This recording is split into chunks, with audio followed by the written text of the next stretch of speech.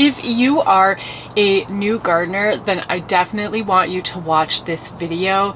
I have been inspired to make this video over questions that I've seen online from a lot of new gardeners as spring ramps up, and with all of the politics and tariffs in place, everybody is looking to start a garden for food security purposes and the just in case.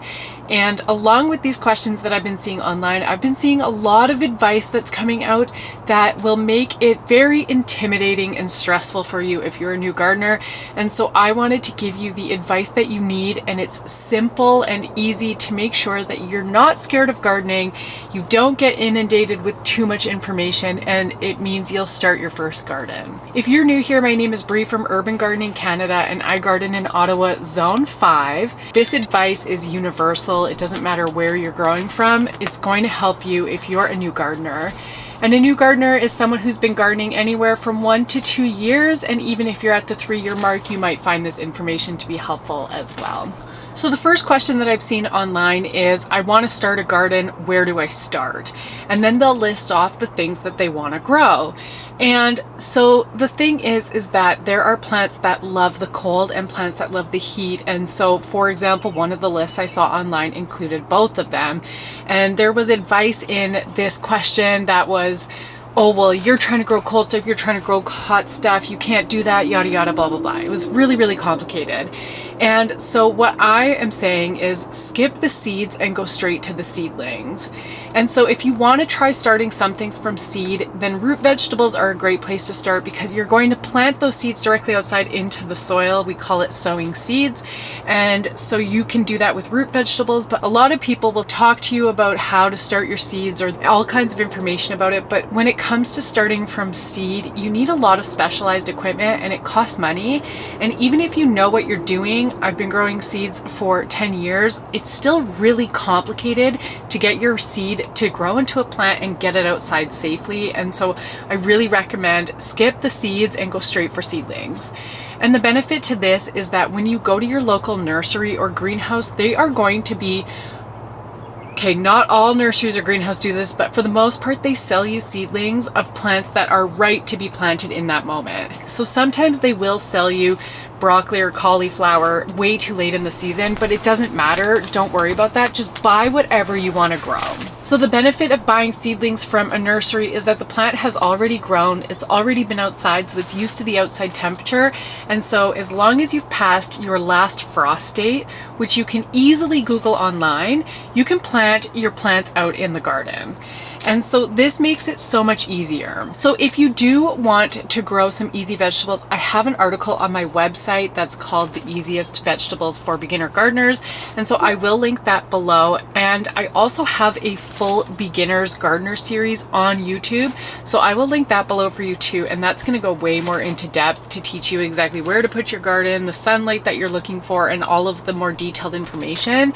However, the goal right now is that you want to start a garden, and so you just need plants. You can't grow a garden without the plants. That is step 1. So step 2 is having something to grow your garden in. And it doesn't have to be a fancy metal raised bed. It doesn't have to be the most beautiful thing. It can be a bucket that you have. It could be a bag. There's grow bags out there. It could be a raised garden bed. It could be directly in the soil. If you live in an apartment or a condo and you grow on a balcony, it could be any type of pot or container, and that's what you're going to plant them in. So step 1 is buy plants, step 2 is find a container to grow it in, and step 3 is to get some soil. And so if you're growing in the ground, you don't have to worry about soil, it's already there. If you're growing in a raised bed or a container, you just want to get a good vegetable gardening soil. Pretty much all the bag soils are fairly the same, but I choose to go for organic soil. It is more expensive, but it just takes away the risk that if there are any pesticides in that bag soil that can ruin your plants, you don't want that. Plus, I grow in an organic way, so that's the choice that I like to make. So once you have your soil, then you can just plant your plants into the soil. That's all it takes to start a garden. Get some plants, put it in a container, and fill it with soil. And then what you're going to do is you're just going to start watering your plants and taking care of them over the season. And it doesn't matter if you don't know how to take care of these plants. It honestly doesn't matter. Because the reality is that when you're gardening from the first and second year, you are going to kill maybe all of your plants, but you're definitely going to kill at least one plant. And honestly, there's no such thing as black thumb. We all killed more plants than we've kept alive as gardeners or even house plant growers. And so the entire purpose of your first or second year of gardening is to figure out what kind of plants you like to grow and how to grow them. And that means experimenting and letting things die or keeping things alive. And that is just all part of it. This even means the same thing for watering your plants, is that you're going to experiment with how much water your plants need. Most beginner gardeners will water their plants more than they have to. So you will get into the rhythm of this. It honestly depends on how much it rains where you live, how hot or dry it is. If you're planting in pots or in the ground, the watering schedule changes. And the only way you're going to know what schedule works best for you and your plants is by experimenting. And so, like I said, most beginner gardeners overwater, which means they're watering every single day, and your plants really don't need that unless you're planting in a terracotta pot in a place that gets no rain, that's really, really hot. Then you might want to water every day. But otherwise, it's very unlikely that your plants need to be watered daily. And so it's really up to you to experiment with your watering schedule, plus with the type of plants that you are growing. And there's no rules, there's no judgment. You're growing a garden in your own backyard or your own balcony, and even if it's at a community plot, who cares if things die? It doesn't matter. So just experiment.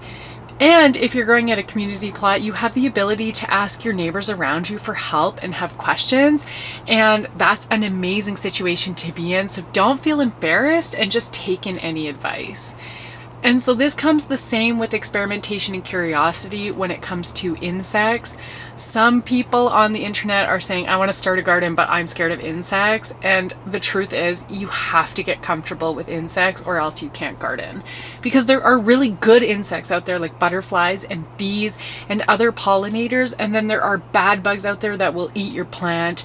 And then there's spiders out there that don't eat your plant or help your plant, but they're just out there doing their own thing. And so you really honestly have to get comfortable with insects. That's a really important one.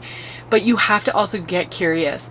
If you see an insect near your plant, it means taking a picture of it, searching up what it is, learning if it's good for your plant, bad for your plant, or just a random visitor. And so this is super important to do in your first and second year. So really, you're buying your plants, you're planting them in soil, you're watering them, and you're caring for them. If they die, they die. If they live, how exciting it is to harvest off them. But just spend that year saying, hey, my plant looks wilted. I'm going to search up what this means. Or my plant has some brown spots. I'm going to search up. Or what is this bug that's landing on my plant? Like, just be curious. That is literally the most important thing when it comes to being a first or second year gardener, is just questioning things and learning from them, because all of that information that you learn from your first or second year garden, you're going to take with you into year 3 and year 4 and year 5, and you're going to build off of it. So one of my absolute favorite plants in the garden are ground cherries. And the first year that I ever grew them, they got decimated and I didn't even notice something was happening. And I'm so thankful for my partner, because he's a lot calmer than I am. And so he would take care anytime I would find a new insect infestation that was happening. And it turned out that I had these insects called the 3-lined potato beetle, and they love ground cherries. And so their larvae would defoliate or eat all of the leaves off my plant, and it took me a really long time to find them. And I remember feeling so overwhelmed, like, my plant is gonna die. I failed at this. I'm like, how could I not notice this? How can I even manage to maintain it? And honestly, I'm so thankful for him. He went in there, cleaned up all the insects for me, just because I felt so like such a failure, that he just swooped in to help me out, cleaned them all up. And then I started learning about these bugs. And I learned that all I have to do is look for the adult beetles, and if I can kill them, great. But otherwise, look for the eggs that they're laying on the plant. And then I just wipe off the eggs, which is not gross, and it's super simple to do. And ever since I learned that, I've never had to worry about an infestation on my plants ever again. It was as simple as just learning what the eggs look like and wiping them off. And this is something that you're going to learn through the years, and you never have to learn it in your first year or your second year. every single year you're going to learn something new. So don't worry about having to learn too much or failing or doing whatever it is in your garden. It's literally your first or second year is all about experimentation, curiosity, and learning. And when you get to harvest something, it is the greatest feeling in the world. The first time I ever saw a pepper growing on a plant, this sounds so goofy as a gardener who's been here for a long time, but the first time I ever saw a pepper growing on a plant, I honestly was like, that's how peppers grow? That's how easy it is? I can get what I can find at the grocery store on a plant? Like, it was just you'll never get that experience. That is your first year or second year gardening moment that you can never get back later on as a gardener. But that feeling is incredible, and I want you to feel it. And it all revolves around curiosity and experimentation. And I hope that this video makes it less scary for you to start a garden. And don't listen to people who say that you have to do a ton of research in advance, that you have to buy a gardening course, that you have to do all this stuff. That's not true. All you have to do is buy a plant, buy some soil, and stick it in a pot and water it. And that's really, you've become a gardener. That's your first year gardening. So I hope that this video helps you, and later on as you go, you can pick up some new tips and tricks, and you can become a better gardener every year. And I hope you love it as much as I do. And if you did enjoy today's video and found it helpful, make sure to give it a thumbs up, subscribe to the channel, and check out this video here. Bye.